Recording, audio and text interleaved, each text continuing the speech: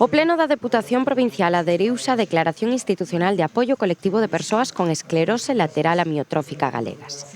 Modificouse, por outra parte, a data de celebración das comisións informativas do mes de xuño.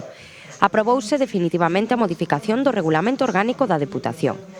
A Corporación Provincial tamén aprobou inicialmente a modificación do modo de xestión do Servizo Público de Recollida, Transporte e Tratamento de Residuos, de competencia local da Deputación de Ourense, pasando de xestión indirecta a xestión directa, mantendo así a xestión por parte da Deputación co seu persoal e medios propios.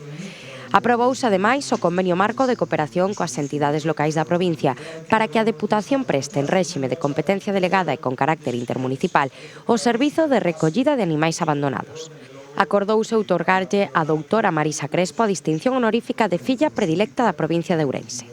Destinarase ao servizo contra incendios unha cuantía inicial de 4.651.000 euros e aprobouse definitivamente a modificación puntual da relación de postos de traballo da Deputación de Ourense, consonte coa emenda da data 19 de abril de 2024.